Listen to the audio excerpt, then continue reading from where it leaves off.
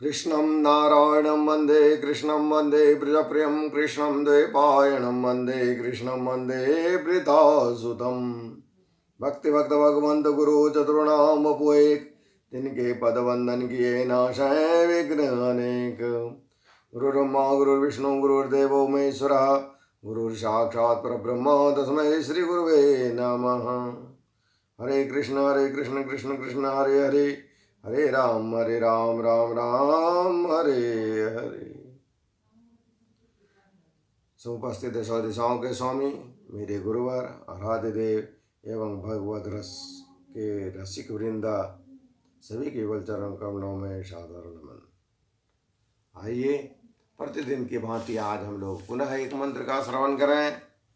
हम लोग प्रथम स्कंद में विचरण कर रहे हैं और प्रथम अध्याय में द्वितीय अध्याय में हम लोग हैं और आज द्वितीय अध्याय का अंतिम श्लोक 34वां श्लोक 34 चतुर्त्रिंशत श्लोक में हम लोग हैं। आज हम लोग इनका श्रवण करेंगे।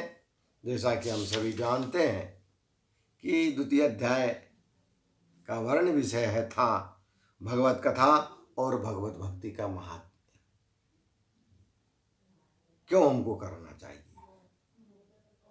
किस लिए हम लोग भक्ति करें, क्या जरूरी है करना, इन सभी पर विशद वर्णन हमारे व्यास जी किए हैं। शौनकादि ऋषि जी प्रश्न किए थे और उनके जवाब में हमारे सूत जी महाराज कह रहे थे। तो आइए आज हम लोग अंतिम श्लोक का श्रवण करते हैं। पुनः कल से हम लोग तृतीय अध्याय में प्रवेश करेंगे। आइए।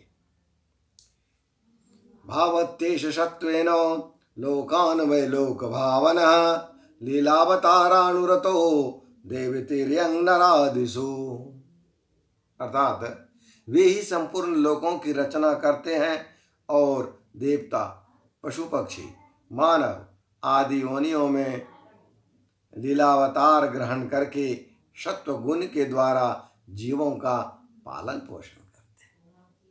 आइए आज हम लोग इस पाठ में ये क्लियर हो गए कि लोगों की जो संपूर्ण जो संसार है इसकी रचना कौन करते हैं।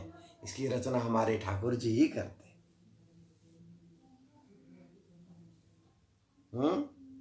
किस रूप में, चाहे वो देवता हो, पशु हो, पक्षी हो, मनुष्य हो या कोई भी योनि हो, सभी योनियों में आकर के वो अपना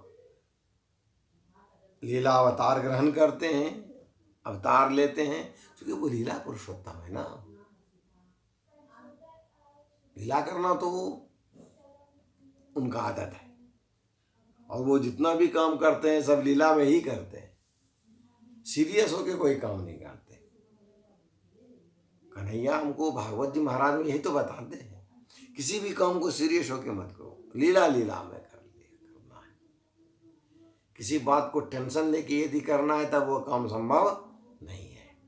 उसकी एक युक्ति के द्वारा बना करके जब हम लोग कोई काम करते हैं तो सफल हो जाते हैं।